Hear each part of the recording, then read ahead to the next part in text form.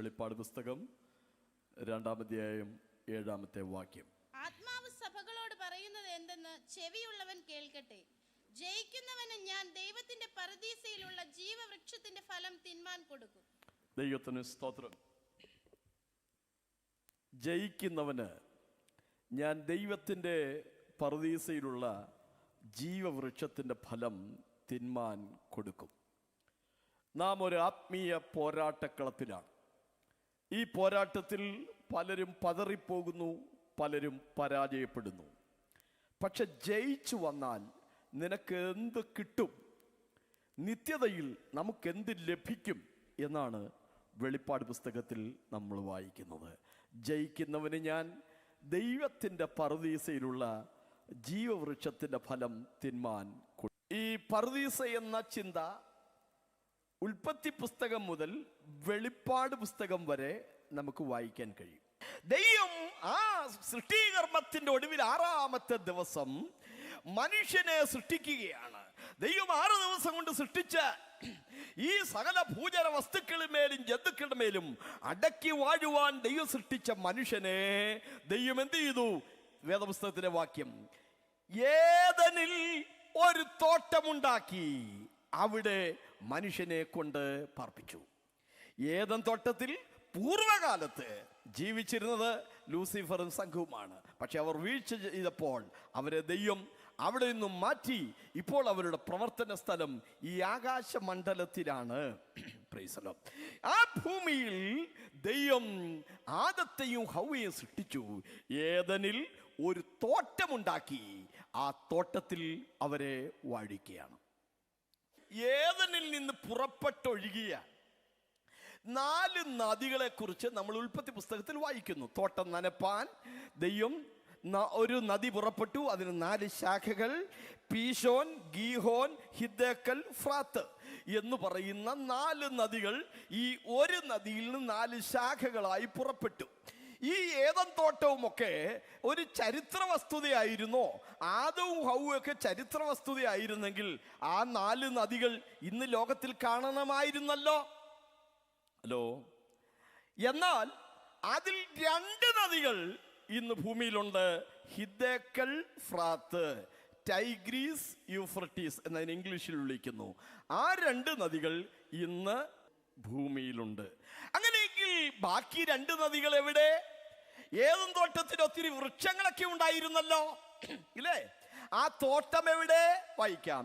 31-ാം അധ്യായം 16-ാമത് വചനം. ഞാൻ അതിനെ കുഴിയിൽ ഇറങ്ങുന്നവരോട് കൂടെ പാതാളത്തിൽ തള്ളിയിട്ടപ്പോൾ അതിന്റെ വീഴ്ചയുടെ മുഴക്കത്തിങ്കൽ ഞാൻ ജാതികളെ നടുങ്ങുമാറാക്കി. ഏദനിലെ സകല വൃക്ഷങ്ങളും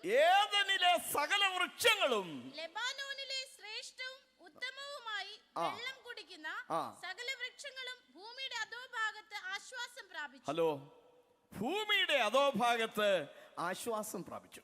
പർദീസ എന്ന ആ പദം ഞാൻ നേരത്തെ പറഞ്ഞു, അത് ഉദ്യാനം, തോട്ടം എന്നൊക്കെയാണ് അർത്ഥം. പർദീസയിൽ ദൈവത്തോടുകൂടെ വസിക്കുക എന്ന് പറയുമ്പോൾ രാജാവായ ദൈവത്തോടുകൂടെ മനുഷ്യൻ വസിക്കുന്നു എന്ന ഉത്തമമായ ചിന്തയാണ്. എസ്തേറിന്റെ പുസ്തകം 7-ാം അധ്യായം 7-8 വാക്യങ്ങളിൽ രാജാവ് എഴുന്നേറ്റ ഉദ്യാനത്തിലേക്ക് പോയി എന്ന് നമ്മൾ വായിക്കുന്നുണ്ട്. Price the lord, hallelujah. Daniel പ്രവചനം 2-ാം അധ്യായത്തിന്റെ 29-30 വാക്യങ്ങളിൽ ബാബേലിലെ രാജമന്ദിരത്തിൽ രാജാവ് ഉലാവിക്കൊണ്ടിരിക്കുമ്പോൾ എന്ന് നമ്മൾ വായിക്കുന്നുണ്ട്. പൂർവിക കാലത്ത് മധ്യപൂർവ്വ ദേശങ്ങളിൽ, പേർഷ്യൻ രാജ്യങ്ങളിലൊക്കെ രാജാക്കന്മാർ തോട്ടത്തിലൂടെ ഉലാവുന്ന, തോട്ടത്തിലൂടെ നടക്കുന്ന ഒരു പഴയ പതിവ് പണ്ടുണ്ടായിരുന്നു. അപ്പൊ ഏദനിൽ ദൈവത്തോടുകൂടെ വസിക്കുക എന്ന് പറയുമ്പോൾ ഇതിന്റെ ചരിത്രപരമായ, സാംസ്കാരികപരമായ അർത്ഥമാണ് ഞാൻ പറഞ്ഞു വരുന്നത്. അപ്പോൾ രാജാക്കന്മാർ തോട്ടത്തിലൂടെ ഉലാവുന്നതിനെയാണ് പറുദീസവാസം എന്ന് പറയുന്നത്. വിശേഷപ്പെട്ട ദിവസങ്ങളിൽ രാജാക്കന്മാർ ഇങ്ങനെ തോട്ടത്തിലൂടെ ഉലാവും. അന്ന് രാജാവ് ഈ തോട്ടത്തിലൂടെ ഉലാവുന്നത് കാണാൻ ആളുകളും വരും. അന്നൊരു പ്രത്യേകതയുണ്ട്. ആ രാജ്യത്തിന് വേണ്ടി വളരെ അക്ഷീണമായ പ്രയത്നം ചെയ്ത് ക്ഷീണിതരായി മാറിയ വൃദ്ധരായി തീർന്ന ആ സേനാ നായകന്മാരെ അല്ലെങ്കിൽ സൈനികരെ രാജാവ് വിളിച്ച് തൻ്റെ അടുക്കിലേക്ക് കൊണ്ടുവരും. അവരിപ്പോൾ ചുക്കിച്ചുളുങ്ങി കുനിഞ്ഞ് വൃദ്ധരായി ചുമയും നരയും ജടയും ഒക്കെ ഉള്ളവരായിട്ടാണ് ആയിരിക്കുന്നെങ്കിലും രാജ്യത്തിന് വേണ്ടി അവർ ചെയ്ത ആ വലിയ സേവനം ഓർക്കുമ്പോൾ രാജാവ് പ്രജകളെല്ലാം നോക്കി നിൽക്കുമ്പോൾ ഈ പാവപ്പെട്ട മനുഷ്യന്റെ തോളിൽ കൈയിട്ടുകൊണ്ട് അല്ലെ അവന്റെ കയ്യിൽ കൂടെ പിടിച്ചുകൊണ്ട് രാജാവ് ആ തോട്ടത്തിലൂടെ നടക്കും. ഇതിനെയാണ് പറുദീസാവാസം എന്ന് പറയുന്നത്. നിങ്ങൾ നോക്കൂ സഹോദരങ്ങളെ, രാജാതിരാജാവായ കർത്താവ് ഭൂമിയിൽ വെച്ച് ജീവിതകാലം മുഴുവൻ പാപിയായി ജീവിച്ച ഒരുവൻ, പക്ഷേ മശിഹായെ ഏറ്റെടുത്തപ്പോൾ യേശുവിനോട് പറഞ്ഞു, ഇന്ന് നീ എന്നോടുകൂടെ പറുദീസായിലായിരിക്കുമെന്ന്. രാജാക്കന്മാർ പ്രജകളോടുകൂടെ പറുദീസയിൽ നടക്കുന്നത് പോലെ പാപിയായ മനുഷ്യന് മഹാരാജാവായ അത്യുന്നതനായ ദൈവത്തോടുകൂടെ വാഴുവാൻ ദൈവം ഒരു അവസരമൊരുക്കി. ജയിക്കുന്നവന് ഞാൻ എന്നോടുകൂടെ പറുദീസയിൽ വാഴുവാൻ ദൈവം അധികാരം നൽകുകയാണ്. നാം പറുദീസ എന്ന ചിന്തയിലേക്ക് വരികയാണ്. ഏദനിൽ ദൈവമുണ്ടാക്കിയ തോട്ടത്തിൽ ആദത്തെയും ഹവ്വയെയും ആക്കി വെച്ചു. അവര് ഒരു പഴം പറിച്ചു തിന്നു, അല്ലേ? ഒരു പഴം പറിച്ചു തിന്നതിൻ്റെ പേരിലാണ് ദൈവം ആദത്തെയും ഹവ്വയെയും എന്ത് ചെയ്തത്? ശിക്ഷിച്ചത്. അപ്പൊ ആ പഴത്തിൽ എന്തെങ്കിലും പുഴുക്കുത്തുണ്ടായിരുന്നത് കൊണ്ടാണോ? ആ പഴം അകത്തി എന്നപ്പോൾ എന്തെങ്കിലും രോഗമോ മറ്റോ പിടിപെട്ടതാണോ? എന്തായിരുന്നു അവർ ചെയ്ത തെറ്റ്? ആ പഴത്തെക്കുറിച്ചുള്ള ഒരു വിശദീകരണം നോക്കിക്കേ. ഉൽപ്പത്തി പുസ്തകം 3-ാം അധ്യായം 6-ാമത്തെ വാക്യം. ആ വൃക്ഷഫലം തിന്മാൻ നല്ലത്, കാണാൻ ഭംഗിയുള്ളത്, ജ്ഞാനം പ്രാപിപ്പാൻ കാമ്യവും എന്ന് സ്ത്രീ കണ്ടു. ഹലോ, ആ പഴത്തിന് യാതൊരു കുഴപ്പവും ഉണ്ടായിരുന്നില്ല. ആ വൃക്ഷഫലം തിന്മാൻ നല്ലത് 1, 2 കാണാൻ ഭംഗിയുള്ളത്, 3 ജ്ഞാനം പ്രാപിപ്പാൻ കാമ്യം. ആദവും ഹവ്വയും ഒരു പഴം പറിച്ചു തിന്നതിന്റെ പേരിലല്ല ദൈവം അവരെ ഇറക്കി വിട്ടത്.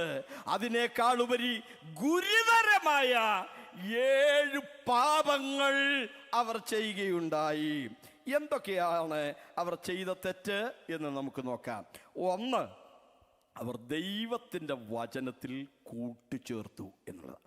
17-ാമത്തെ വാക്യം, യഹോവയായ ദൈവം മനുഷ്യനോട് പറയുകയാണ്, തോട്ടത്തിലുള്ള സകല വൃക്ഷങ്ങളുടെയും ഫലം നിങ്ങൾക്ക് തിന്നാം, പക്ഷെ നന്മ തിന്മകളെ കുറിച്ചുള്ള അറിവിന്റെ വൃക്ഷഫലം നീ തിന്നരുത്, തിന്നുന്ന നാളിൽ മരിക്കും. ഇത് ദൈവം പറഞ്ഞത്. നിങ്ങൾ മരിക്കാതിരിക്കേണ്ടതിന്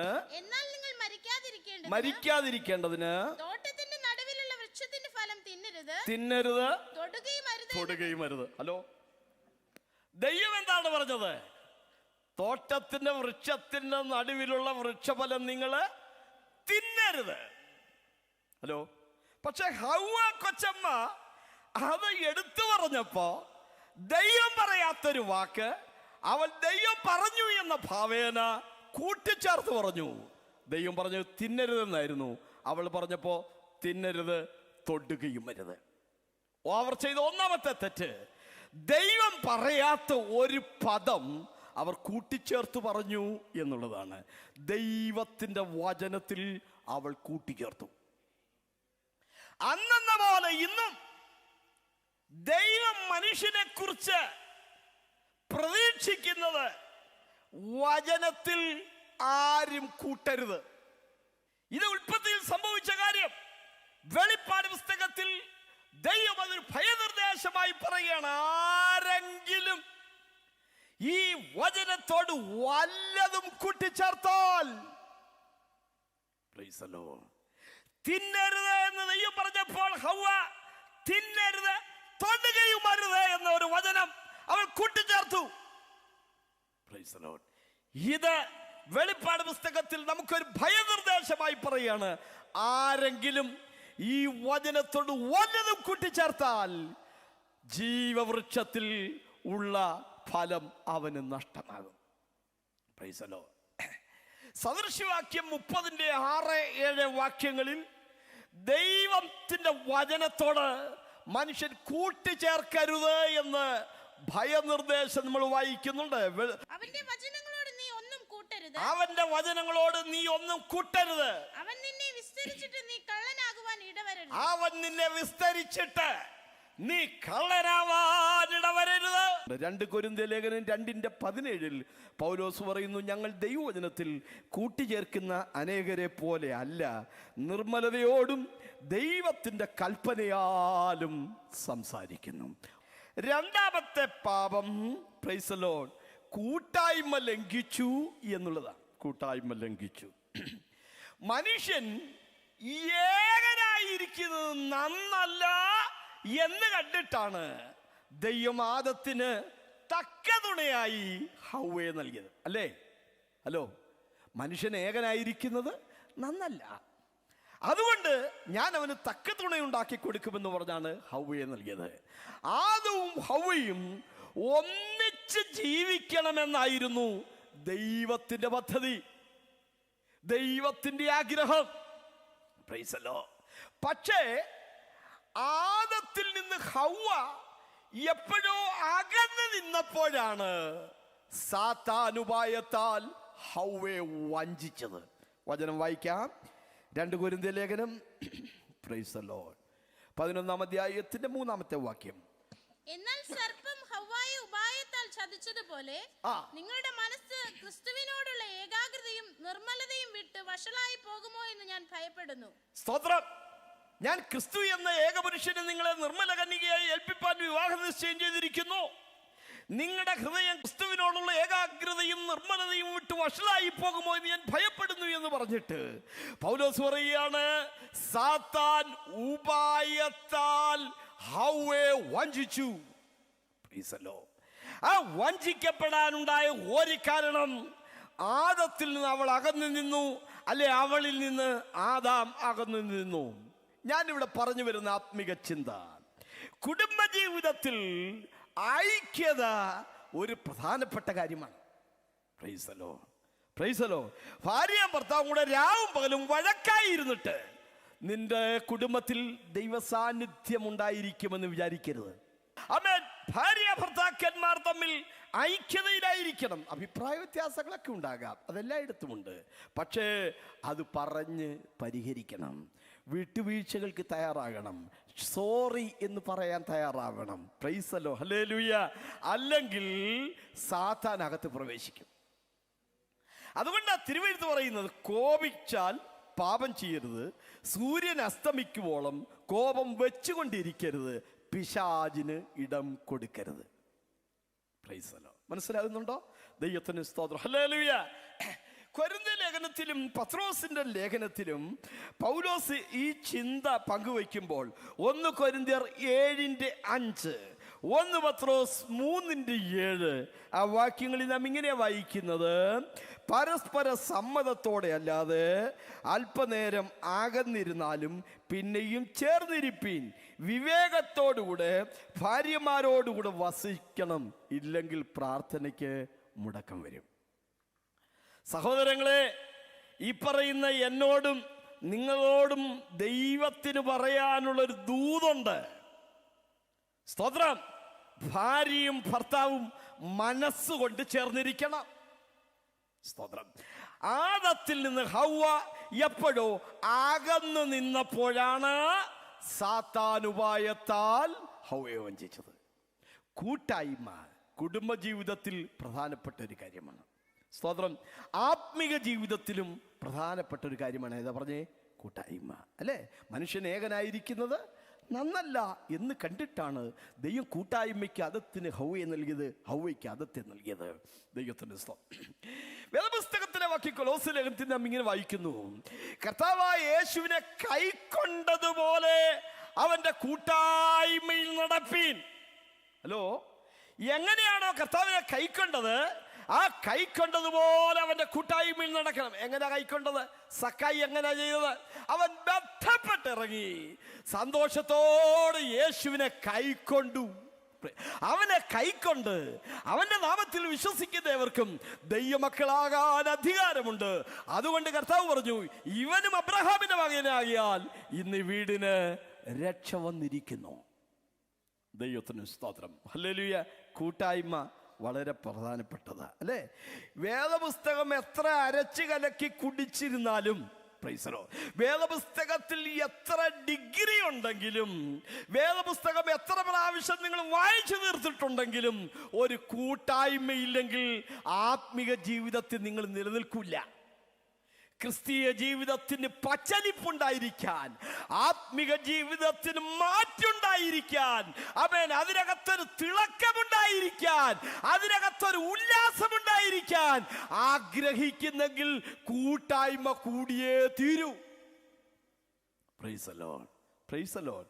ക്രിസ്തീയ ജീവിതത്തിൽ കൂട്ടായ്മ വളരെ പ്രധാനപ്പെട്ട ഒരു കാര്യമാണ്. മൂന്നാമത് ചെയ്ത തെറ്റ്, ആദത്തെയും ഹവ്വയെയും ഏവനിൽ ദൈവം കൊണ്ടാക്കുമ്പോൾ ഇങ്ങനെയാണ് നമ്മൾ വായിക്കുന്നത്: തോട്ടം കാപ്പാനും തോട്ടത്തിൽ വേല ചെയ്യാനും അവരെ അവിടെ ആക്കി. കരമുയർത്തി ദൈവത്തെ സ്തുതിക്ക്. തോട്ടം കാക്കണം. ആദമേ, നീ ആയിരിക്കുന്ന ഈ തോട്ടത്തിൽ നീ കാണാത്ത അദൃശ്യ ജീവികൾ കടന്നു വരാൻ സാധ്യതയുണ്ട്. അതുകൊണ്ട് നീ തോട്ടം കാക്കണം. Praise the lord, hallelujah.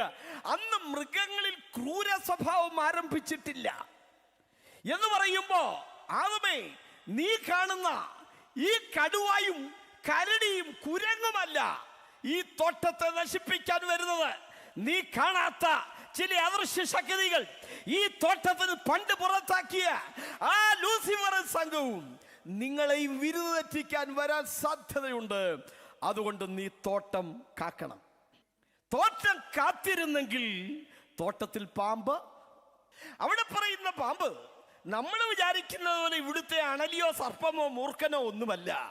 വെളിപ്പാട് പുസ്തകത്തിൽ വായിക്കുന്നത് ജാതികളെ വഞ്ചിക്കുന്ന പഴയ പാമ്പും സാത്താനുമായവൻ.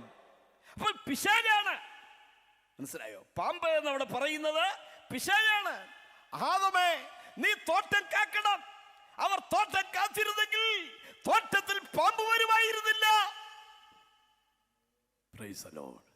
നമ്മളിലേക്ക് വരാം. ദൈവസഭ കെട്ടിയടക്കപ്പെട്ട ഒരു തോട്ടമാണ്. അവർ ചെയ്ത നാലാമത്തെ തെറ്റ്, ദൈവത്തെക്കാളധികം സാത്താനെ വിശ്വസിച്ചു എന്നുള്ളത്. ഇവിടെ രണ്ട് വ്യക്തികൾ സംസാരിക്കുന്നു. ഉൽപ്പത്തി പുസ്തകം 2:17 വായിച്ചാട്ട് ദൈവം പറഞ്ഞ വചനം: എന്നാൽ നന്മ തിന്മകളെ കുറിച്ചുള്ള അറിവിന്റെ വൃക്ഷത്തിൻ ഫലം തിന്നരുത്, തിന്നുന്ന നാളിൽ നീ മരിക്കും. മരിക്കും. 3:4 വായിച്ചേ. പാമ്പ് സ്ത്രീയോട്, നിങ്ങൾ മരിക്കയില്ല നിശ്ചയം, അത് തിന്നുന്ന നാളിൽ നിങ്ങളുടെ കണ്ണ് തുറക്കുകയും നിങ്ങൾ നന്മ തിന്മകളെ അറിയുന്നവരായി ദൈവത്തെ പോലെ ആകുകയും ചെയ്യും എന്ന് ദൈവം അറിയുന്നു എന്ന് പറഞ്ഞു. ഹലോ, ദൈവം പറഞ്ഞത് തിന്നരുത്, തിന്നുന്ന നാളിൽ നിങ്ങൾ മരിക്കും. പക്ഷെ സാത്താൻ പറഞ്ഞപ്പോ ഇല്ല, ഒരിക്കലും മരിക്കത്തില്ലെന്ന് ഉറപ്പൂടെ കൊടുക്കുക. നിങ്ങൾ മൂന്നാമത്തെ നമ്മളിപ്പോ വായിച്ചത്, നിങ്ങൾ മരിക്കയില്ല നിശ്ചയം. ഹവ്വയുടെ അടുക്കൽ സാത്താൻ കൊണ്ടുവച്ച വലിയ ഓഫർ, അവൾ ആ പ്രലോഭനത്തിൽ പെട്ടു. Price the Lord. ദൈവത്തെ വിശ്വസിക്കേണ്ടതിന് പകരം സാത്താൻ പറഞ്ഞ പ്രലോഭനത്തെ അവൾ വിശ്വസിച്ചു. ദൈവത്തെ അവിശ്വസിച്ചു, സാത്താനെ വിശ്വസിച്ചു. സാത്താൻ വന്നിട്ട് പറയുകയാണ്, തിന്നരുതെന്ന് ദൈവം വാസ്തവമായി കൽപ്പിച്ചിട്ടുണ്ടോ? ഹലോ, ചോദ്യചിഹ്നം ഇടുന്ന എങ്ങനെയാ? ഹലോ, ചോദ്യചിഹ്നം ഇടുന്ന എങ്ങനെയാ? താഴെ ഒരു കുത്ത്, ഒരു പാമ്പിന്റെ പടം. ഹലോ, അല്ലേ? നമ്മൾ ഏതൊരു കാര്യത്തിൽ ക്വസ്റ്റ്യൻ മാർക്ക് ഇടത്തില്ലേ? തനി പാമ്പല്ലേ? ദൈവം കൽപ്പിച്ചിട്ടുണ്ടോ എന്നല്ല ചോദിച്ചേ, വാസ്തവമായി കൽപ്പിച്ചിട്ടുണ്ടോ? സാത്താന്റെ ലക്ഷ്യം നിന്റെ വിശ്വാസത്തിന് ഇളക്കം വരുത്തുക എന്നുള്ളതാ. Praise the lord. എടാ, നീ വാസ്തവമായിട്ട് രക്ഷിക്കപ്പെട്ട ആണോ? ശരിയാണോ? ഞാനോ? എന്നാ നിങ്ങളിൽ ഇളക്കമുണ്ടാക്കുക, നിങ്ങളിൽ കലക്കമുണ്ടാക്കുക, ഇത് സാത്താന്റെ ഒരു തന്ത്രമാണ്. നിങ്ങളുടെ മനസ്സിടിപ്പിച്ച് കളയുക, വിശ്വാസത്തിൽ സംശയമുള്ളവരാക്കി തീർക്കുക, നിങ്ങളെ ചഞ്ചലചിത്തരാക്കി തീർക്കുക. അതിനുവേണ്ടി സാത്താൻ എന്ത് അടവുകളും ഉപയോഗിക്കും. ദൈവത്തിന്റെ പൈതലേ, ദൈവത്തിന്റെ വചനത്തെ അവിശ്വസിച്ചാൽ, സാത്താന്റെ പ്രലോഭനത്തിൽ പെട്ടുപോയാൽ പറുദീസ നിനക്ക് നഷ്ടമാകും. ദൈവത്തോടുകൂടെ വസിക്കാൻ നിനക്ക് സാധിക്കാതെ വരും. ജയിക്കുന്നവന് ഞാൻ ജീവവൃക്ഷത്തിലുള്ള ഫലം തിന്മാൻ അധികാരം നൽകും. അഞ്ചാമത്തെ തെറ്റ് സ്വയം നീതീകരിച്ചു എന്നുള്ളതാണ്. ദൈവയുടെ ഓരോരുത്തരെയായിട്ട് വിളിച്ചു നിർത്തി ചോദിക്കുകയാണ്. ആദത്തോട് ചോദിച്ചു, ആദമേ, തിന്നരുതെന്ന് ഞാൻ നിന്നോട് പറഞ്ഞ വൃക്ഷഫലം നീ തിന്നുവോ? ആദത്തിന് മറുപടി കേൾക്കണോ? നീ എന്റെ കൂടെ ഇരിപ്പാൻ തന്ന സ്ത്രീ തന്നു, ഞാൻ തിന്നു. ഹലോ, ഒന്നാം പ്രതി നീയ്, രണ്ടാം പ്രതി ഇവള്. ഞാനൊരു തെറ്റും ചെയ്തില്ല. ആദം പറയുന്ന രീതി മനസ്സിലാവുന്നുണ്ടോ? നീ എന്റെ കൂടെ ഇരിപ്പാൻ തന്ന സ്ത്രീ തന്നു, ഞാൻ തിന്നു. ഹലോ, ഇനി അടുത്ത ഹവ്വയുടെ ദൈവം ചോദിക്കുകയാണ്, നീ തെറ്റ് ചെയ്തോ? എഴഞ്ഞു വന്നു. ഹലോ, ഹവ്വയുടെ ദൈവം ചോദിച്ചു, നീ തെറ്റ് പാപത്തെ വഞ്ചിച്ചു. അപ്പൊ ഞാനൊരു തെറ്റ് ചെയ്തിട്ടില്ല. മനുഷ്യന് ഇന്ന് ഇതല്ലേ? ഹലോ, വീണിടത്ത് കിടന്ന് ഉരുളുകയല്ലേ? ജീവിതത്തിൽ ഒരു തെറ്റ് പറ്റിയാൽ തെറ്റുപറ്റി എന്ന് ദൈവമാകെ സമ്മതിക്കണം. അതിന് മറ്റുള്ളവരെ കുറ്റം പറയരുത്. സ്തോത്രം. Price the Lord. നിങ്ങൾ നിങ്ങളുടെ കുടുംബജീവിതത്തിലേക്ക് നോക്കിക്കേ. നിങ്ങളുടെ ജീവിതത്തിൽ സംഭവിച്ച ഓരോ വീഴ്ചയ്ക്കും ഞാനല്ല ഇതിന് കാരണക്കാരനെന്ന് ന്യായീകരിക്കാനല്ലേ മനുഷ്യൻ എപ്പോഴും ശ്രമിക്കാറുള്ളത്. സ്തോത്രം. അത് തോടി ചോദിച്ചപ്പോൾ ആദം പറഞ്ഞു, നീയാണ് ഒന്നാം പ്രതി, ഇവളാണ് രണ്ടാം പ്രതി. ഹവ്വയോട് ചോദിച്ചപ്പോൾ അവള് പറഞ്ഞു, ഞാനല്ല കാരണക്കാരന്, പാമ്പ. തിരുവെഴുത്തിലെ വചനം, നിന്റെ അകൃത്യം സമ്മതിക്കുക മാത്രം ചെയ്യുക. Praise the Lord.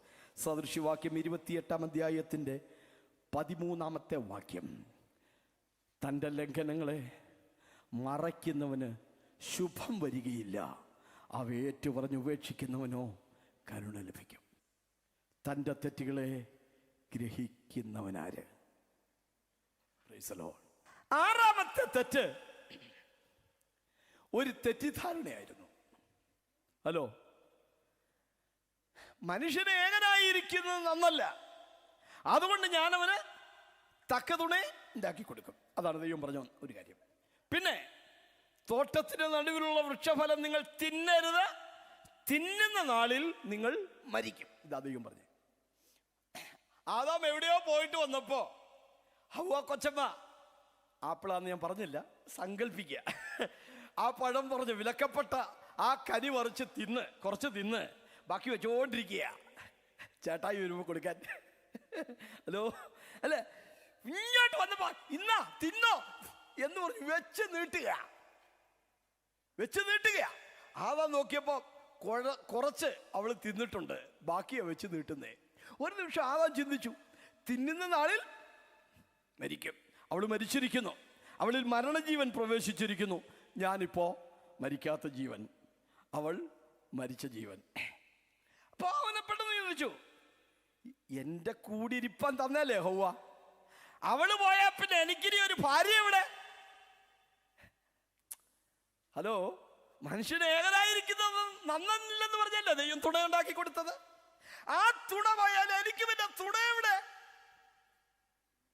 അപ്പൊ അവൻ, ഹലോ, ദൈവത്തിന് അവന് വേണ്ടി വേറൊരു ക്രമീകരണം ചെയ്യാൻ കഴിഞ്ഞേക്കുമെന്ന് അവൻ വിശ്വസിച്ചില്ല. സ്തോത്രം. തന്നെയാണോ? ആദാം മനഃപൂർവ പാവിയാണ്. ഏഴാമത്തെ തെറ്റ്, പഴം പറിച്ച് തിന്നതിനപ്പുറം ദൈവത്തിൻ്റെ കൽപ്പനയെ ലംഘിച്ചു എന്നുള്ളതാണ്. കൽപ്പന ലംഘനമാണ് പാപം. കർത്താവ് പറയാണ്, നിങ്ങൾ എന്നെ സ്നേഹിക്കുന്നെങ്കിൽ എന്റെ കൽപ്പനകളെ കാത്തുകൊള്ളും. എന്നെ സ്നേഹിക്കുന്നു എന്ന് പറയുകയും എന്റെ കൽപ്പനകളെ പ്രമാണിക്കാതിരിക്കുകയും ചെയ്യുന്നവൻ കള്ളനാവുന്നു. കൽപ്പനാലംഘനം പാപമാണ്. ഇന്ന് പകലിൽ സഹോദരങ്ങളെ, ദൈവത്തിൻ്റെ കൽപ്പന നാം ലംഘിച്ചിട്ടുണ്ടോ എന്ന് നമുക്ക് നമ്മെ സ്വയം ശോധന ചെയ്യാൻ സംഭവിക്കണം. അവർ തെറ്റ് ചെയ്തു. ഇനി പാപത്തിൻ്റെ പരിണിത ഫലങ്ങൾ എന്തൊക്കെയായിരുന്നു എന്ന് നോക്കാം. ആദവും ഹൗവയും പാപം ചെയ്തില്ലേ? അതിൻ്റെ പരിണിത ഫലങ്ങൾ. സ്തോത്രം. പാപം ചെയ്യുന്ന ഏതൊരു മനുഷ്യനെയും ദൈവം ന്യായവിസ്താരത്തിലേക്ക് കൊണ്ടുവരും. അതെത്ര വലിയവനാണെങ്കിലും എത്ര ചെറിയവനാണെങ്കിലും. ദുഷ്പ്രവർത്തികൾക്കുള്ള ശിക്ഷ തൽക്ഷണത്തിൽ നടപ്പാകായികയാൽ മനുഷ്യൻ പലപ്പോഴും അധികം ദോഷം ചെയ്യാൻ മുതിരുകയാണ്. പക്ഷെ ഓർത്തുകൊള്ളുക, ഇവയൊക്കെ ഈ നിമിത്തം ദൈവം നിന്നെ ന്യായവിസ്താരത്തിലേക്ക് വരുത്തും. ഇവിടെ 4 കൂട്ടം ആളുകളെ ദൈവം ശിക്ഷിക്കുകയാണ്. 4 കൂട്ടം ആളുകളെ. അതോട് ദൈവം പറഞ്ഞെന്താ? നിന്റെ ആയുഷ്കാലമൊക്കെ നീ വിയർപ്പോടുകൂടെ അപ്പം ഭക്ഷിക്കും. ഹവ്വയോട് പറഞ്ഞു. ഹവ്വയോട് എന്താ പറഞ്ഞത്? നീ ഉൽപ്പത്തി പുസ്തകം 3:16, നീ വേദനയോടുകൂടെ മക്കളെ പ്രസവിക്കും. പാപം ചെയ്തില്ലായിരുന്നെങ്കിൽ ഒരുപക്ഷെ ഒരു പെയിൻലെസ് ബർത്ത് ലഭിക്കുമായിരുന്നേനെ. വേദനയോടുകൂടെ നീ മക്കളെ പ്രസവിക്കും. പാമ്പിനോട് ദൈവം പറഞ്ഞു, നിന്റെ ജീവിതകാലമൊക്കെയും നീ ഉരസ് കൊണ്ട് ഗമിച്ച് ഭൂമിയിലെ പൊടി തിന്നും. ദൈവം അന്ന് ഏതും തൊട്ടത്തിൽ വെച്ച് പാമ്പിനെ ശപിച്ചപ്പോ നീ ഉരസ് കൊണ്ട് ഗമിച്ച് ഭൂമിയിലെ പൊടി തിന്നും. ഒരു പക്ഷേ അതിനു മുമ്പുള്ള പാമ്പുകൾക്ക് ഓന്തിനുള്ളതുപോലെ പല്ലിക്കുള്ളതുപോലെ കയ്യും കാലും ഉണ്ടായിരുന്നേക്കാം. We are not sure. അപ്പൊ ദൈവം പറഞ്ഞെന്താ? നീ ഉരസ് കൊണ്ട് ഗമിച്ച് ഭൂമിയിലെ പൊടി തിന്നും. 4 പേരെ ശിക്ഷിക്കുന്നു എന്ന് ഞാൻ പറഞ്ഞു. ഓരോരുത്തരെ നോക്കിയേ. അതത്തോട് പറഞ്ഞു, നീ വിയർപ്പോടെ അപ്പം ഭക്ഷിക്കും. ഹവ്വയോട് പറഞ്ഞു, നീ വേദനയോടെ മക്കളെ പ്രസവിക്കും. പാമ്പിനോട് പറഞ്ഞു, ഉരസ് കൊണ്ട് ഗമിച്ച് ഭൂമിയിലെ പൊടി തിന്നും. ഇനി ഭൂമിയോട് നീ ഒരു കാര്യം പറഞ്ഞു. Praise the lord. ഭൂമിയോട് നീ ഒരു കാര്യം പറഞ്ഞു. അവിടെ വായിക്കുകയാണ്, നിന്റെ നിമിത്തം ഭൂമി ശപിക്കപ്പെട്ടിരിക്കുന്നു. ശ്രദ്ധിച്ചേ, ഭൂമി എന്ത് തെറ്റ് ചെയ്തു? തെറ്റ് ചെയ്ത് ആരൊക്കെയാ? ആദാം തെറ്റ് ചെയ്തു, ഹവ്വ തെറ്റ് ചെയ്തു, പാമ്പ് തെറ്റ് ചെയ്തു. പക്ഷെ ദൈവം ശിക്ഷിച്ച കൂട്ടത്തിൽ ഭൂമിയെ കൂടെ ശിക്ഷിച്ചു. എന്തിനാണ് ദൈവം ഭൂമിയെ ശിക്ഷിച്ചത്? അതിൻ്റെ പിന്നിലൊരു കാര്യമുണ്ട്. തിന്നുന്ന നാളിൽ നീ മരിക്കും. ആളുകൾ ചോദിക്കും, മരിച്ചില്ലല്ലോ, 930 വയസ്സ് വരെ ആദാം ജീവിച്ചിരുന്നല്ലോ എന്ന്. അതിനൊത്തിരി 2-3 മറുപടിയെങ്കിലും പറയാം. ദൈവത്തിന് ഒരു ദിവസം 1000 വർഷം പോലെ. മനസ്സിലായോ? ദൈവത്തിൻ്റെ കണക്കിലുള്ള ആ ഒരു ദിവസം, അതോ 1000 വർഷം ആദാം ജീവിച്ചില്ല. 1000-ന് താഴെ 930 വയസ്സുള്ളപ്പോൾ ആദാം മരിച്ചു. പ്രധാനമായും ആദാം മരിച്ചത് ആത്മീകമായിട്ടാണ്. എഫേസ് ലേഖനം 2:1, അതിക്രമങ്ങളാലും പാപങ്ങളാലും മരിച്ചവരായിരുന്നു നിങ്ങൾ. ദൈവത്തിന് അവൻ അകന്നുപോയി.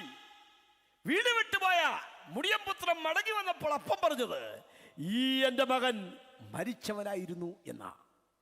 അല്ലേ? ആദാം മരിച്ചു. ഇവിടെ തെറ്റ് ചെയ്ത 3 പേര് ഒന്നുകൂടെ നോക്കിക്കേ. ആദാം തെറ്റ് ചെയ്തു. ദൈവനോട് പറഞ്ഞു, നീ വിയർപ്പോടെ അപ്പം ഭക്ഷിക്കും. ഹവ്വ തെറ്റ് ചെയ്തു. അവളോട് പറഞ്ഞു, നീ വേദനയോടെ മക്കളെ പ്രസവിക്കും. പാമ്പ് തെറ്റ് ചെയ്തു. ദൈവം പറഞ്ഞു, ഉരസ് കൊണ്ട് ഗമിച്ച് ഭൂമിയിലെ പൊടി തിന്നും. പക്ഷെ ദൈവം ശിക്ഷിച്ചത് അവരെ മാത്രമല്ല, ഭൂമിയെ കൂടെ. കാരണം തിന്നുന്ന നാളിൽ നീ മരിക്കും എന്നാണ് ദൈവം പറഞ്ഞത്. അവൻ മരിച്ചാൽ എന്ത് സംഭവിക്കണം? നിന്നെ മണ്ണിൽ നിന്ന് എടുത്തിരിക്കുന്നു, നീ മണ്ണിലേക്ക് തിരികെ ചേരും. പൊടി ഉണ്ടായിരുന്ന പോലെ ഭൂമിയിലേക്ക് തിരികെ ചേരും. മനുഷ്യനിൽ പാപം ചെയ്തപ്പോൾ അവനിൽ മരണം പ്രവേശിച്ചു. ഹലോ, ആദവും ഹവ്വയും പാപം ചെയ്തപ്പോൾ അവനിൽ മരണം പ്രവേശിച്ചു. ഏക മനുഷ്യനാൽ പാപവും പാപത്താൽ മരണവും ലോകത്തിലേക്ക് പ്രവേശിച്ചു. മനസ്സിലാവുന്നുണ്ടോ? പാപം ചെയ്ത മനുഷ്യൻ അശുദ്ധനായി മാറി, ഭൂമി വിശുദ്ധമായി നിൽക്കുന്നു. മനുഷ്യൻ അശുദ്ധമായിരിക്കുകയും ഭൂമി വിശുദ്ധമായിരിക്കുകയും ചെയ്താൽ അശുദ്ധനായ മനുഷ്യൻ മരിച്ച് അവനെ കുഴിച്ചിടുമ്പോ വിശുദ്ധമായ ഭൂമി അവന് ഏറ്റെടുക്കത്തില്ല. അവൻ മണ്ണിൽ അലിഞ്ഞു ചേരൂല, ലയിച്ചു ചേരൂല. ആർക്കെങ്കിലും മനസ്സിലാവുന്നുണ്ടോ? പ്രൈസല്ലോ. അവന്റെ സ്ഥിതി എന്തോ അതേ സ്ഥിതിയിലേക്ക് ഭൂമിയെയും അധപ്പതിപ്പിച്ചെടുക്കേണ്ടി വന്നു. അതുകൊണ്ടാണ് ദൈവം വ്യക്തമായി പറഞ്ഞത്, നിന്റെ നിമിത്തം ഭൂമി ശപിക്കപ്പെട്ടിരിക്കുന്നു. കാരണം തെറ്റ് ചെയ്തത് മനുഷ്യനാണെങ്കിലും അവൻ മരിക്കുന്നു. മരിക്കുമ്പോൾ അവനെ മണ്ണിൽ കുഴിച്ചിടണം. അശുദ്ധനായ മനുഷ്യൻ മരിക്കുകയും ഭൂമി വിശുദ്ധമായിരിക്കുകയും ചെയ്താൽ, പ്രൈസലോ, ഭൂമിയിലേക്ക് മനുഷ്യന്റെ ശരീരം അലിഞ്ഞു ചേരാതെ വരും. അതുകൊണ്ട് ദൈവം ഭൂമിയെ തൽക്കാലത്തേക്ക് എന്ത് ചെയ്തു? ശപിച്ചു. ഇനിയും പ്രധാനപ്പെട്ട ഒന്ന് രണ്ട് ചിന്തകളിലേക്ക് നാം വരികയാണ്. അടിച്ചാലും ശിക്ഷിച്ചാലും അതിൻ്റെ നടുവിലും കരുണ വെളിപ്പെടുത്തുന്ന ഒരു ദൈവത്തെയാണ് നാം സേവിക്കുന്നത്. കാർമേഘത്തിനുള്ളിലും മിന്നുന്ന സൂര്യൻ്റെ ശോഭ വെളിപ്പെടും. പ്രൈസലോ. ഹലോ. ദൈവം തെറ്റിനെ ശിക്ഷിക്കുമെങ്കിലും, പാപത്തെ ശിക്ഷിക്കുമെങ്കിലും പാപിയെ സ്നേഹിക്കുന്ന ദൈവമാണ്. ദൈവത്തിൻ്റെ പ്രൈസലോ 4 വിധ കരുതലുകൾ ഏദൻ തോട്ടത്തിൽ വെളിപ്പെടുകയാണ്. ഒന്നുകൂടെ പറഞ്ഞിട്ട് ഞാൻ വിശദീകരിക്കാം. എല്ലാവരും കരമുയർത്തി ഒരു 3 ഹല്ലേലൂയ പറഞ്ഞാട്ട്. ഹല്ലേലൂയ. ഇവർ 3 പേരും തെറ്റ് ചെയ്തു, അവരെ ശിക്ഷിച്ചു. മാത്രമല്ല ഭൂമിയും ശിക്ഷിച്ചു. ഇതൊക്കെ ശരിയാണെങ്കിലും ദൈവം തൻ്റെ ഉള്ളിലെ സ്നേഹം കൂടെ അവിടെ വെളിപ്പെടുത്തി. ദൈവത്തിന്റെ സ്നേഹം വെളിപ്പെട്ട 4 രംഗങ്ങൾ അല്ലെങ്കിൽ 4 മേഖലകൾ ഞാൻ അവിടെ ചൂണ്ടിക്കാണിക്കാം. 1, പാപിയായി തീർന്ന് ഭയജഗതനായി തീർന്ന് വൃക്ഷത്തിന്റെ തണലിൽ നഗ്നനായി പോയി ഓടി ഒളിച്ചിരിക്കുന്ന മനുഷ്യനെ തേടി ദൈവം അവന്റെ അടുക്കിലേക്ക് ഇറങ്ങി വന്നു. ദൈവം ഇങ്ങനെയാണ് വിളിച്ചത്, മനുഷ്യ നീ എവിടെ? എല്ലാ ദിവസവും വൈകുന്നേരത്ത് അവന്റെ കൂടെ ഉലാത്തുവാൻ, അവന്റെ കൂടെ സഹവസിക്കാൻ, ആ പറുദീസയിലെ സന്തോഷത്തോടുകൂടെ ഉള്ള ജീവിതത്തിന് കൂട്ടായ്മ നൽകാൻ ദൈവം ഇറങ്ങി വരുമായിരുന്നു. അന്ന് വെയിലാറിയപ്പോൾ ദൈവത്തിന്റെ കാലൊച്ച പതുപോലെ പറുദീസവാസത്തിന് വേണ്ടി ദൈവം ഇറങ്ങി വന്ന ആ കാലൊച്ച കേട്ടപ്പോൾ അവൻ ഭയചകിതനായി ഓടി ഒളിച്ചു. പോട്ടെ എന്ന് വയ്ക്കാതെ ആ പതറിപ്പോയ മനുഷ്യനെ തേടി ചെല്ലുന്ന ദൈവത്തെ വിശുദ്ധ വേദപുസ്തകത്തിൽ നാം കാണുകയാണ്. ലോകത്തിൽ ഇന്ന് മിക്കയിടത്തും നാം കാണുന്ന ഒരു പ്രതിഭാസം, മനുഷ്യൻ ദൈവത്തെ തേടി പോകുന്നതാണ്. പക്ഷെ വിശുദ്ധ വേദപുസ്തകം പഠിപ്പിക്കുന്നത് ദൈവം മനുഷ്യനെ തേടി വരുന്നു. കാണാതെ പോയതിനെ തിരഞ്ഞു രക്ഷിപ്പാനല്ലോ മനുഷ്യപുത്രൻ വന്നിരിക്കുന്നത്. നമ്മളെ തേടി വരുന്ന ഒരു ദൈവം. ഹലോ. നമ്മളെ തേടി നമ്മുടെ അടുക്കിലേക്ക് വരുന്ന ഒരു ദൈവം, ഉപേക്ഷിക്കാത്ത ഒരു ദൈവം, കരുണ വെളിപ്പെടുത്തുന്ന ഒരു ദൈവം, നിത്യസ്നേഹത്താൽ നമ്മെ സ്നേഹിച്ചവനായ ഒരു ദൈവം മനുഷ്യനെ തേടി വരുന്നു. 2, മനുഷ്യന്റെ പ്രശ്നമാകുന്ന പാപത്തിനു വേണ്ടി പരിഹാരത്തിനായി ദൈവം ഒരു രക്ഷകനെ അവിടെ വെച്ച് വാഗ്ദാനം ചെയ്തു. ഹലോ. രക്ഷകനെ ദൈവം വാഗ്ദാനം ചെയ്തു. ദൈവം ഇങ്ങനെയാണ് പറഞ്ഞത്, സ്ത്രീയുടെ സന്തതി സർപ്പത്തിന്റെ തലയെ തകർക്കും. രക്ഷകനെ കുറിച്ചുള്ള ആദ്യത്തെ പ്രവചനം, മശിഹായെ കുറിച്ചുള്ള ആദ്യത്തെ വാഗ്ദത്തം എന്താന്ന് പറഞ്ഞേ? സ്ത്രീയുടെ സന്തതി സർപ്പത്തിന്റെ തലയെ തകർക്കും. ആരാണ് സ്ത്രീയുടെ സന്തതി? യോഹന്നാന്റെ സുവിശേഷം 2-ാം അധ്യായത്തിന്റെ ആരംഭവാക്യത്തിൽ സ്ത്രീയെ എന്ന് വിളിച്ചുകൊണ്ട് ആ സ്ത്രീ കന്യകമറിയമാണെന്ന് യേശു തന്നെ വ്യക്തമാക്കിക്കൊണ്ട് മാത്രമാണോ ക്രൂശിൽ വെച്ച് യോഹന്നാൻ 19-ാം അധ്യായത്തിൽ സ്ത്രീയെ ഇതാ നിന്റെ മകൻ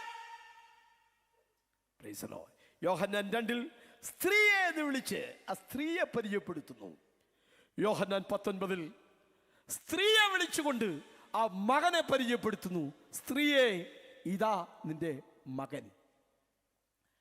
കാലസമ്പൂർണത വന്നപ്പോൾ, ഗലാത്യലേഖനം 4:4, എന്നാൽ കാലസമ്പൂർണത വന്നപ്പോൾ ദൈവം തന്റെ പുത്രനെ സ്ത്രീയിൽ ജനിച്ചവനായി, ന്യായപ്രമാണത്തിന് കീഴിൽ ജനിച്ചവനായി ലോകത്തിലേക്ക് നിയോഗിച്ചയച്ചു.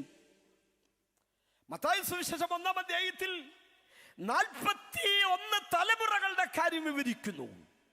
എന്നാൽ 16-ാമത്തെ വാക്യത്തിൽ അവളിൽ നിന്ന് യേശു എന്ന് പേരുള്ള ക്രിസ്തു ജനിച്ചു. ബാക്കിയുള്ളവരുടെ എല്ലാം അവനിൽ നിന്ന്, അവനിൽ നിന്ന്, അവനിൽ നിന്ന്. Price the Lord. എന്നാൽ യേശു സ്ത്രീയുടെ സന്തതിയായതുകൊണ്ട്, മനസ്സിലാവുന്നുണ്ടോ? അവളിൽ നിന്ന് യേശു എന്ന് പേരുള്ള ക്രിസ്തു ജനിക്കുകയാണ്. ആ സ്ത്രീയുടെ സന്തതി സർപ്പമാകുന്ന പിശാചിന്റെ തലയെ ക്രൂശിൽ വെച്ച് തകർത്ത് കളഞ്ഞു. സ്തോത്രം. വാഴ്ചകളെയും അധികാരങ്ങളെയും അവൻ ആയുധവർഗം വെപ്പിച്ചു. അവരുടെ മേൽ ജയോത്സവവും കൊണ്ടാടി. സ്തോത്രം, സ്തോത്രം. പിശാചിന്റെ മേൽ യേശു ക്രിസ്തു ക്രൂശിൽ വെച്ച് ജയോത്സവം കൊണ്ടാടി. ഹല്ലേലൂയ. ക്രൂശ് പരാജയത്തിന്റെ സ്ഥലമല്ല. പാപത്തിന് മേൽ, ശാപത്തിന് മേൽ, ന്യായവിധിയുടെ മേൽ, പിശാചിന്റെ മേൽ വിധിയെ കൊണ്ടാടിയ, വേദപുസ്തകം വാക്യം ഞാൻ ഉദ്ധരിക്കാം, ജയോത്സവം കൊണ്ടാടിയ സ്ഥലമാണ് ക്രൂശ്. Praise the lord. ജയോത്സവം കൊണ്ടാടി. Hallelujah, hallelujah. അവർക്ക് വേണ്ടി ഒരാടിനെ അറുത്ത് അതിൻ്റെ തോല് വെച്ച് ദൈവം അവർക്ക് വസ്ത്രമുണ്ടാക്കി നൽകി. അത്തിയില കൊണ്ട് അവർ നഷ്ടപ്പെട്ട തേജസ്, നഷ്ടപ്പെട്ട അവസ്ഥയിൽ നഗ്നത മറയ്ക്കാൻ അവർ അത്തിയില വെച്ച്, കുത്തിയില വെച്ച് അവര് സ്വയമായി ഉണ്ടാക്കിയ ഇല വെയിലാറിയപ്പോൾ കരിഞ്ഞു പോയപ്പോൾ, സ്തോത്രം, ദൈവം ഒരു മൃഗത്തെ അറുത്ത് അതിൻ്റെ തോല് വെച്ച് ദൈവം അവർക്ക് അരയാട ഉണ്ടാക്കി നൽകി. Price the Lord. ഒരു മൃഗത്തിന്റെ തോലെടുക്കപ്പെടണമെങ്കിൽ മൃഗം കൊല്ലപ്പെടണം. ഒരു മൃഗത്തിന്റെ തോലെടുക്കണമെങ്കിൽ ആ മൃഗം കൊല്ലപ്പെടണം. അങ്ങനെ കൊല്ലപ്പെട്ട മൃഗം എന്തായിരുന്നു? ആ മൃഗം ഏതായിരുന്നു? വെളിപ്പാട് പുസ്തകം 13-ാം അധ്യായം 8-ാം വാക്യം, ലോകസ്ഥാപനം മുതൽ അറുക്കപ്പെട്ട കുഞ്ഞാട്. Hallelujah, hallelujah. യേശു ക്രിസ്തു കുരിശിൽ മരിച്ചു. ദൈവകുഞ്ഞാടായ ക്രിസ്തു നമുക്ക് വേണ്ടി യാഗമായി. പക്ഷെ ക്രിസ്തുവിന്റെ ആ മരണം അന്നല്ല തുടങ്ങിയത്. സ്തോത്രം. ദൈവത്തിന്റെ 4-ാമത്തെ കരുതൽ ദൈവം അവരെ ഏദൻ തോട്ടത്തിൽ നിന്ന് ഇറക്കി വിട്ടു എന്നുള്ളതാണ്. പൊടുന്നനവയുള്ള വായനയിൽ അത് ദൈവത്തിന്റെ ഒരു ക്രൂരതയായിട്ട് നമുക്ക് തോന്നും. കാരണം ദൈവം പറയുക, ഇനി അവൻ കൈനീട്ടി ജീവവൃക്ഷത്തിന്റെ ഫലവും കൂടെ പറിച്ചു തിന്ന് എന്നേക്കും ജീവിച്ചിരിക്കാതിരിക്കേണ്ടതിന് അവനെ തോട്ടത്തിൽ നിന്ന് ഇറക്കിക്കളയുക. ഹലോ, അല്ലേ? പക്ഷെ സംഭവിച്ചത് അത് ദൈവത്തിന്റെ ക്രൂരതയല്ല, ദൈവത്തിന്റെ സ്നേഹമാണ് വെളിപ്പെടുത്തപ്പെട്ടത്. കാരണം ആദവും ഹവ്വയും കൽപ്പന ലംഘിച്ചു, പാപം ചെയ്തു, അവരിൽ മരണം വ്യാപരിച്ചു. സ്തോത്രം.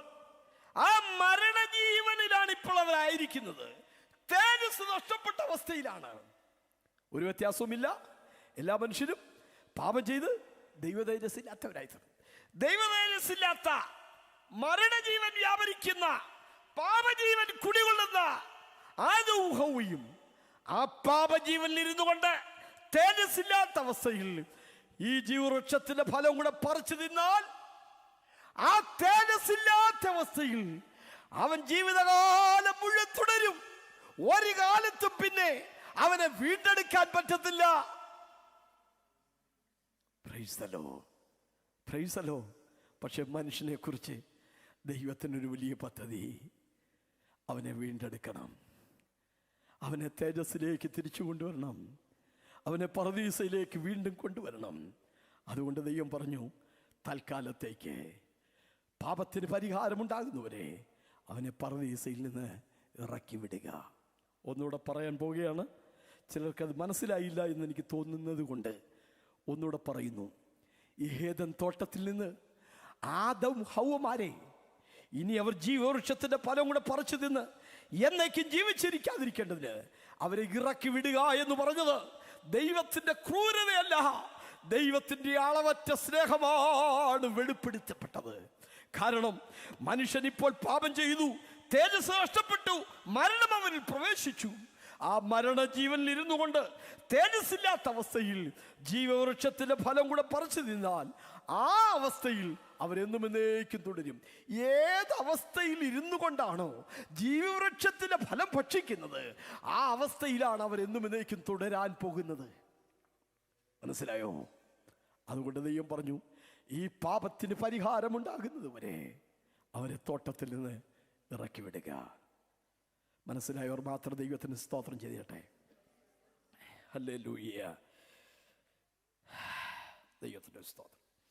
ഇനി ദൈവം ചെയ്ത ചില പരിഹാരങ്ങൾ കൂടെ ഈ വിഷയത്തിൽ ശ്രദ്ധിക്കേണ്ടതായിട്ടുണ്ട്. എന്തായിരുന്നു പ്രശ്നം? അവർ തെറ്റ് ചെയ്തപ്പോൾ മനുഷ്യന് പറഞ്ഞു, നീ വിയർപ്പോടെ അപ്പം ഭക്ഷിക്കും. ഹലോ, വിയർപ്പോടെ അപ്പം ഭക്ഷിക്കും. അടുത്ത ഭൂമിയോട് പറഞ്ഞു, മുള്ളും പറക്കാരയും നിന്നിൽ നിന്ന് മുളച്ചു വരും. വിയർപ്പ്, മുള്ളും പറക്കാരയും. ഇതിന് പരിഹാരം വരുത്താനാണ് യേശുക്രിസ്തു ഭൂമിയിലേക്ക് വന്നത്. ഗെത്സമനെ തോട്ടത്തിൽ വെച്ച് മുഴുവൻ മാനവകുലത്തിൻ്റെയും പാപത്തിൻ്റെ ശിക്ഷ സ്വന്തമായി അവൻ ഏറ്റെടുക്കുമ്പോൾ അവൻ്റെ വിയർപ്പ് വലിയ ചോരത്തുള്ളി പോലെ താഴെ വീഴുകയുണ്ടായി. ഹലോ, അവൻ്റെ വിയർപ്പ് മനുഷ്യൻ്റെ വിയർപ്പ് പോലെയല്ല. ഹൃദയ ധമനി പൊട്ടിയ, അകത്തെ ഞരമ്പുകൾ പൊട്ടിയ അവസ്ഥയിൽ, സ്തോത്രം, ആ വിയർപ്പ് ചുവന്ന ചോരത്തുള്ളി പോലെ താഴെ വീഴുകയാണ്. അവൻ പ്രാണവേദനയിൽ കഷ്ടപ്പെടുകയായിരുന്നു.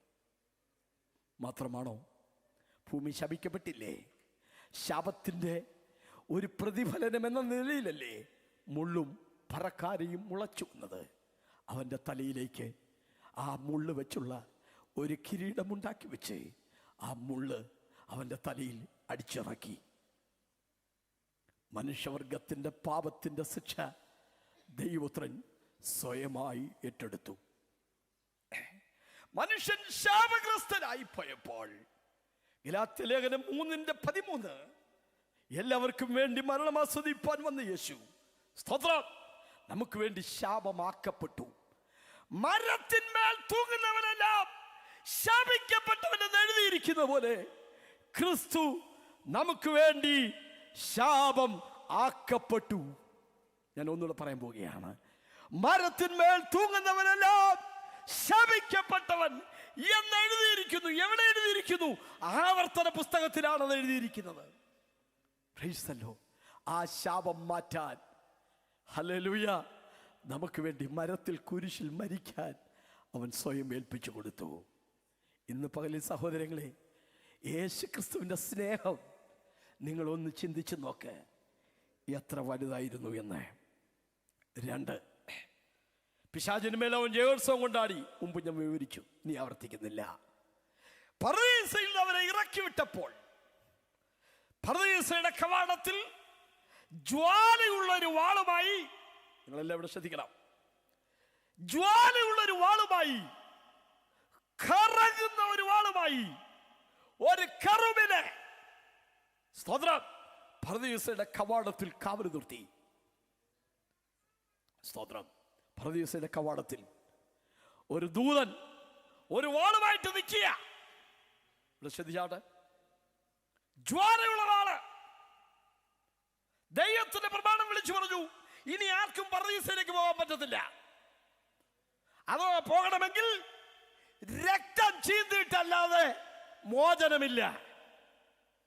രക്തം ചീന്തണം, ജീവൻ വെടിയണം. സകല ജഡത്തിൻ്റെയും ജീവൻ അതിൻ്റെ രക്തത്തിലാണ്. അതുകൊണ്ട് ജീവന് പകരം ജീവൻ. പാപത്തിൻ്റെ ശമ്പളം മരണമാണ്. മരണം വരിച്ചേ പറ്റൂ, രക്തം ചീന്തിയേ പറ്റൂ. മനുഷ്യന് സ്വയമായി രക്തം ചീന്തി രക്ഷപ്പെടാൻ പറ്റാത്തത് കൊണ്ട് അന്ന് ദൈവം ഏദനിൽ വെച്ച് ആടിനെ അറുത്ത് തൽക്കാല പ്രതിശാന്തി വരുത്തി കൊടുത്തതുപോലെ മനുഷ്യൻ അന്ന് മുതൽ അവൻ്റെ അകൃത്യത്തിന് പകരമായി ആടുകളെ അറുക്കുവാൻ തുടങ്ങി, ആടുകളെ അറക്കാൻ തുടങ്ങി. മനസ്സിലാവുന്നുണ്ടോ? പ്രാശ്ചിത്തമായി ആടുകളെ അറക്കാൻ തുടങ്ങി. പക്ഷേ യേശു മരിക്കുന്നതിൻ്റെ തൊട്ട് തലേ ദിവസം കർത്താവ് കിദ്രോൻ തോട് കടന്ന് ഗെത്സമന തോട്ടത്തിലേക്ക് പോവുകയാണ്. കിദ്രോൻ തോടിന് ഒരു പ്രത്യേകതയുണ്ട്. അത് യെരൂശലേം ദേവാലയത്തിന് അരികെ വരെയും തെളിവുള്ള വെള്ളമായിരിക്കും. എന്നാൽ അതിന് താഴേക്ക് രക്തം കലർന്ന ഒരു മിശ്രിതമായിട്ടാണ് അത് ഒഴുകുന്നത്. യെരൂശലേം ദേവാലയത്തിൽ മനുഷ്യന്റെ പാപത്തിന് പ്രാശ്ചിത്തമായി ആടുകളെ അറക്കും. അതിന്റെ രക്തം അവിടെ ഇറ്റിട്ട് വീഴും. കിദ്രോൻ തോട്ടിൽ നിന്ന് വെള്ളം കോരിക്കൊണ്ട് വന്ന് അവിടെ കഴുകി ഒഴുക്കി വിടുമ്പോൾ ആടുകളുടെ രക്തം ഈ കിദ്രോൻ തോട്ടിലേക്ക് ചെന്നിട്ട് രക്തം കലർന്ന മിശ്രിതമായി അത് താഴേക്ക് ഒഴുകും.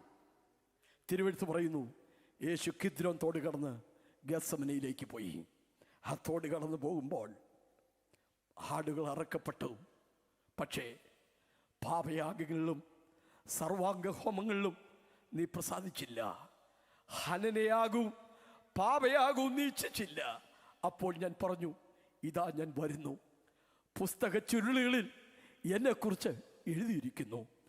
നിത്യതയിൽ നിർണയിക്കപ്പെട്ട മനുഷ്യന് വേണ്ടി മരണം ആസ്വദിക്കാൻ, മനസ്സോടെ മരിക്കാൻ വന്ന ദൈവപുത്രൻ. ആമേൻ.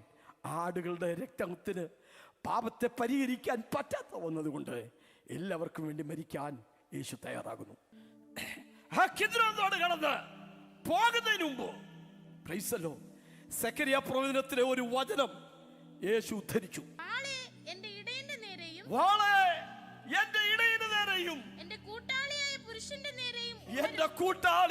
പുരുഷന്റെ നേരെയും ഉണരുക എന്ന് സൈന്യങ്ങളുടെ യഹോവയുടെ അരുളപ്പാട്. അടുത്ത ഭാഗം, ആടുകൾ ചിതറിപ്പോകേണ്ടതിന് ഇടയനെ വെട്ടുക. മത്തായി സുവിശേഷം 26:31 വാക്യത്തിൽ യേശു എടുത്തുദ്ധരിച്ചു. വായിച്ചാട്ടെ. യേശു അവരോട്, ഈ രാത്രിയിൽ നിങ്ങൾ എല്ലാവരും എങ്കിൽ ഇടറും, ഞാൻ ഇടയനെ വെട്ടും, കൂട്ടത്തിലെ ആടുകൾ ചിതറിപ്പോകും. ഇടയനെ വെട്ടും. ഇടയനെ വെട്ടും. ദൈവ പർദീസയുടെ കവാടത്തിൽ പർദീസയിലേക്ക് പോകുന്നതിന് തടസ്സമായിരുന്ന ആ വാളിനെ നോക്കി യേശു വിളിച്ചു പറയുന്നു, വാളെ എൻ്റെ നേരെ ഉണരുക. ആടുകൾ ചിതറിപ്പോകേണ്ടതിന് ഇടയനെ വെട്ടുക. നിങ്ങൾക്കറിയാമോ, യേശു ക്രിസ്തുവിന്റെ ആ പ്രാശ്ചിത്ത മരണത്തെക്കുറിച്ച് ദാനിയേൽ പ്രവചനം 9:26 വാക്യത്തിൽ 69 ആഴ്ചവട്ടം കഴിയുമ്പോൾ അഭിഷിക്തൻ ഛേദിക്കപ്പെടുമെന്നാണ് പറയുന്നത്. ഇംഗ്ലീഷിൽ the Messiah shall be cut off. Praise the Lord. ഛേദിക്കപ്പെടുന്നു, വാള് വെച്ച് വെട്ടേൽക്കപ്പെടുന്നു. സെക്കറിയ പ്രവചനത്തിലെ പ്രവചനം യേശു ഉദ്ധരിച്ചിട്ട് പറയാണ്, വാളെ എൻ്റെ നേരെ ഉണര്. സഹോദരങ്ങളെ, ആ വാള് വെച്ച് വെട്ടേൽക്കപ്പെടാൻ, മരിക്കാൻ യേശു മനസ്സോടെ ഏൽപ്പിച്ചു കൊടുത്തു. പാപം ചെയ്തിട്ടില്ലാത്ത, പാപമൊട്ടുമില്ലാത്ത, അവൻ പാപം അറിഞ്ഞിട്ടില്ലാത്ത, പാപം ചെയ്തിട്ടില്ലാത്ത, അവനിൽ പാപമൊട്ടുമില്ലാത്ത പവിത്രൻ, നിർമ്മലൻ, നിർദോഷി, സ്വർഗത്തെക്കാൾ ഉന്നതനായവൻ, അവന്റെ പരിപാവനമായ രക്തം പർദീസയുടെ കവാടത്തിലുള്ള വാള് വെച്ച് വെട്ടേൽക്കപ്പെട്ടു. അവന്റെ രക്തം പ്രാശ്ചിത്ത രക്തമായി മാറി. പുതിയ നിയമത്തിൽ പർദീസയെ കുറിച്ച് പറയുന്ന 3 പ്രധാന വാക്യങ്ങളുണ്ട്. ഒന്ന്, ക്രൂശിൽ വെച്ച് അനുദപിച്ച സഹോദരനോട് യേശു ക്രിസ്തു നൽകിയ ആ ഉറപ്പുള്ള വാഗ്ദത്തം. യേശുവിനോട് പറഞ്ഞു, ഇന്ന് നീ എന്നോടുകൂടെ പർദീസയിലിരിക്കും. രണ്ടാമത്തെ ചിന്ത 2 കൊരിന്ത്യർ ലേഖനം 12:2-3 വാക്യങ്ങളാണ്. പൗലോസ് പങ്കുവയ്ക്കുന്നു, ക്രിസ്തുവിനുള്ള ഒരു മനുഷ്യനെ ഞാൻ അറിയുന്നു. അവൻ 14 സംവത്സരം മുമ്പേ 3-ാം സ്വർഗത്തോളം ദൈവത്തിന്റെ പർദീസയോളം വിളിക്കപ്പെട്ടു. ഇതിന്റെ അധിക വിശദാംശങ്ങളിലേക്ക് പോകാൻ സമയം എന്നെ അനുവദിക്കുന്നില്ല. അതുകൊണ്ട് ഞാൻ സംക്ഷിപ്തമാക്കി പറയുന്നു. സ്തോത്രം. മരിച്ചാൽ പിന്നെ എവിടെ? ഇന്ന് നീ മരിച്ചാൽ നിന്റെ നിത്യത ഇവിടെ. സ്തോത്രം. സുവിശേഷം പ്രസംഗിച്ച പൗലോസിനെ അന്ത്യോക്യയിലും ഇക്കോന്യയിലും ജനം വന്ന്, യഹൂദന്മാർ വന്ന് ജനത്തെ വശമാക്കി പൗലോസിനെ കല്ലെറിഞ്ഞു. സ്തോത്രം. ഇത് AD 42 സംഭവിക്കുന്നത്. പൗലോസ് കല്ലേറ് കൊള്ളുന്നത് AD 42. 14 വർഷത്തിന് ശേഷം AD 56 കൊരിന്ത്യ ലേഖനത്തിൽ താൻ എഴുതുകയാണ്, ഒരു മനുഷ്യനെ എനിക്കറിയാം, സ്വന്തം അനുഭവം. 14 സംവത്സരം മുമ്പേ അവൻ 3-ാം സ്വർഗത്തോളം എടുക്കപ്പെട്ടു. അടുത്തത് ദൈവത്തിന് പരദീസയോളം എടുക്കപ്പെട്ടു. മരിച്ചു കഴിഞ്ഞാൽ പിന്നെ ഇവിടെ? ആ ക്രൂശിൽ വെച്ച് യേശു സഹോദരനോട് പറഞ്ഞില്ലേ, ഇന്ന് നീ എന്നോടുകൂടെ പരദീസയിലിരിക്കുമെന്ന്? പൗലോസ് കൊരിന്ത്യയിൽ പറഞ്ഞു, വിട്ടുപിരിഞ്ഞാൽ പിന്നെ ക്രിസ്തുവിനോടുകൂടെ ഇരിക്കും. എത്ര പേർക്ക് ഉറപ്പുണ്ട്? എത്ര പേർക്ക് ഉറപ്പുണ്ട്? ഈ ലോകത്തിലെ വാസം വിട്ടുപോയാൽ, ഈ ലോകത്തിലെ വാസം കഴിയുമ്പോൾ ഞാൻ എന്റെ കർത്താവിനെ എതിരേൽപ്പാൻ അവന്റെ അടുക്കിലേക്ക് പോകും. ജീവന്റെ വൃക്ഷത്തിൽ തങ്ങൾക്ക് അധികാരമുണ്ടാകേണ്ടതിനും ഗോപുരങ്ങളിൽ കൂടി പുതിയ യെരൂശലേമെന്ന നാം കാത്തിരിക്കുന്ന ആ വിശുദ്ധ നഗരത്തിൽ കടക്കേണ്ടതിനും തങ്ങളുടെ വസ്ത്രം അലക്കേണ്ടവർ ഭാഗ്യവാന്മാർ. യജമാനന് അറിയുമല്ലോ എന്ന് ഞാൻ പറഞ്ഞതിന് അവൻ എന്നോട് പറഞ്ഞത്, ഇവർ മഹാകഷ്ടത്തിൽ നിന്ന് വന്നവർ കുഞ്ഞാടിന്റെ രക്തത്തിൽ തങ്ങളുടെ അങ്കി അലക്കി വെളുപ്പിച്ചിരിക്കുന്നു.